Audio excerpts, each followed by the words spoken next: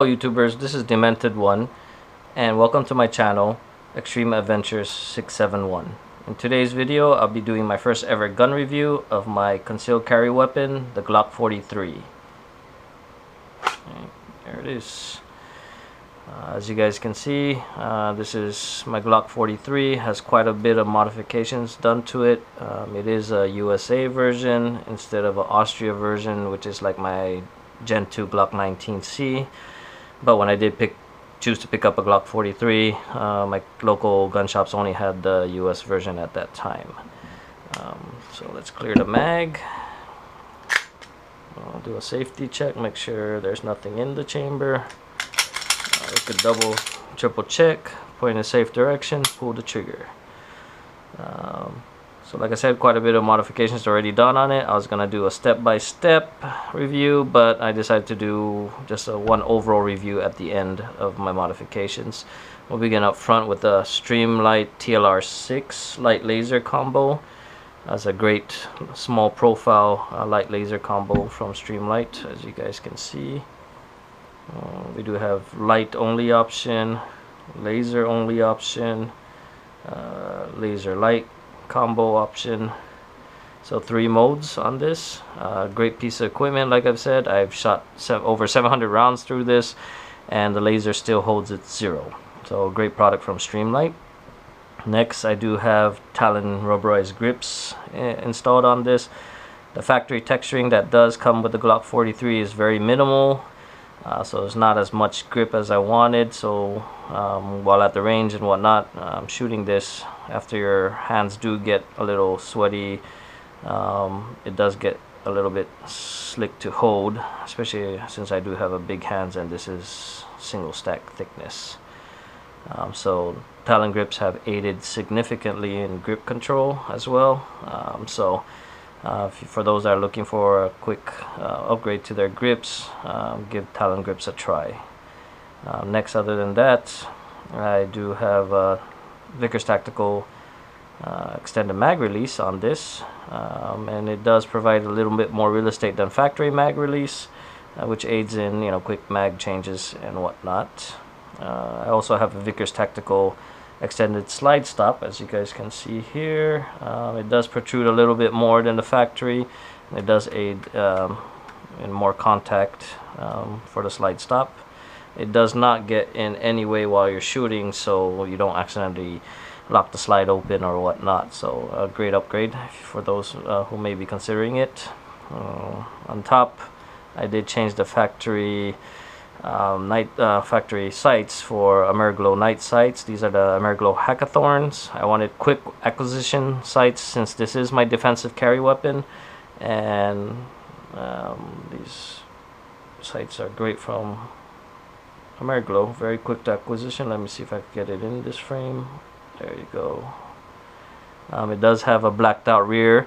The rear is also serrated to prevent any reflection of from other light sources. The front dot, as you guys can see, it's a very bright orange front dot with a tritium insert, so very quick to acquire when you are firing the weapon.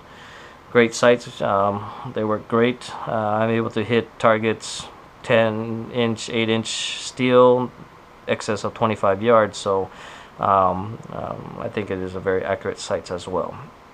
Next, let's get into the internals of this. As you can see, I do have a threaded barrel. Let me open it up.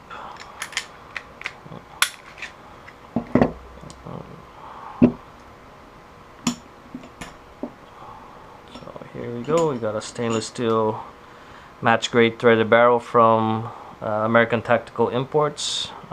Great addition. Upgrade, very accurate barrel.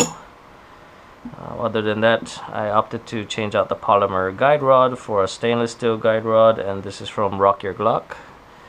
I was planning to at one point to put in a tungsten guide rod, but from all the reviews I've read online for what was available in the market right now, they had a lot of negative reviews on the tungsten guide rods, so I decided to stick with the stainless steel to prevent any issues from arising. Inside the frame, I've done a 25-cent trigger job. I pretty much mirror polished the whole trigger bar, the crucifix. I even went a little overboard and polished out my trigger block. Other than the 25-cent trigger job, I did add a ghost ink edge connector, which aided in the trigger pull of the Glock 43. Factory Glock advertises it at about 5.5 pounds, but when I did use my wheeler gauge, I was averaging about 7.5 pounds. I want it to be a little bit more lighter, so at least in the 5-pound range. So I gave the Ghost Ink edge connector a try, and it brought me down to just about 5 pounds, which is still, I think, very safe for concealed carry weapon.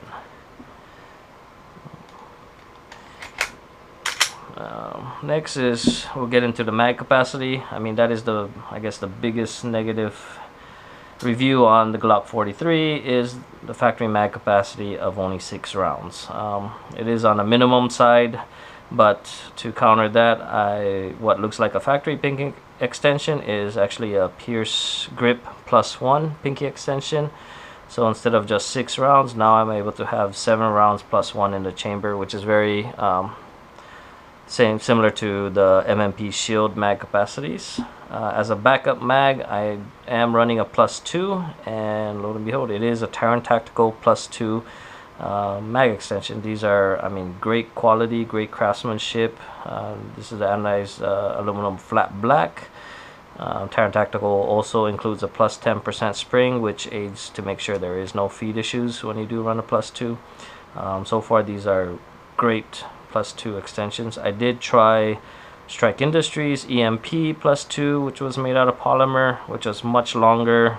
The feel was just not there. It did not feel as secure, so I did change them out for the Terran Tactical, and these are very minimal length adjustments, but they are great feel in the hand, very sturdy. The Pierce grips also. I like the pinky extension since I do have larger hands, so I opted to just stick with the Pierce grip +1 instead of getting a Terran Tactical +1. I'll just keep the Terran Tactical +2 as my backup mag in my sling, and I usually use a Neo mag clip to hold these in my bag. Other than that, next is my holster. Currently I am running a full Kydex holster from Vickers. This is their light tuck holster. Great Kydex holster in my opinion. I initially first started out with hybrid holsters, but I am in the summer months now, and because the hybrid holsters are much larger real estate, they do get a little hot as when you wear it long period of time. So don't get me wrong, they are great holsters as well, but over time I am preferring just a smaller profile pure Kydex holster. They're much cooler. They're also much smaller. They're not any much larger than the gun itself. Especially what I find useful for these, or especially if I am going into gun-free zones such as school zones, courthouses, or whatnot, it is much easier for me to just clip this off, throw it in the glove box, or throw it into my car safe that I have, gun safe in the car, and put it away, come back, take it out, put it back on. So it's much easier to handle, especially since it does have a single clip rather than 2 clips on a hybrid. Added features of these from Vickers is retention, able to adjust the retention, tighten the screw, make it a little tighter here. The clip is also adjustable in height. Currently I have it set as deep conceal, so it's at the highest lowest setting, I guess. Great strong metal clip, and one greatest feature of this is the cant is adjustable up to 30 degrees both ways. So I usually run my holsters at a 4 o'clock level, or 4 o'clock in my hip, so I do have it canted forward about 20 degrees. But if I do say prefer to do an appendix carry, depending on what I'm wearing, then I'm able to cant this back forward to 0 and do an appendix carry. And this has the option from Vickers for a TLR6. They did not have an option to run a threaded or extended barrel for the Glock 43. So what I had to do is what I did is take a Dremel to it, opened it up, deburred the corners, So it is smooth, and now my ATI threaded barrel comes right through. Overall, like I said, I've gone through over 700 rounds through this gun already with 0 failures, 0 feed issues. I mean, it's just ran smooth as, you know, hell. Very accurate, very nice subcompact single stack firearm in my opinion. I put through various ammos through this as well. You're talking about not just factory. I even put reloads through this, and it fed them without any issues. 115 grain full metal jackets of various brands, no feed issues. I've gone through 124 grain full metal jackets of various brands, and no issues. And currently I'm running Federal HST 147 grain as my defensive carry ammunition. I fed these through it. I've also fed previous Hydra shocks from Federal through this as well, and had 0 feed issues, 0 failures. So overall review of this is a great subcompact single stack concealed carry and very accurate weapon. So if you guys are, or if anybody is looking for, you know, a good subcompact for concealed carry, take a look at the Glock 43. Well, I hope you guys liked my video. Until next time, thank you.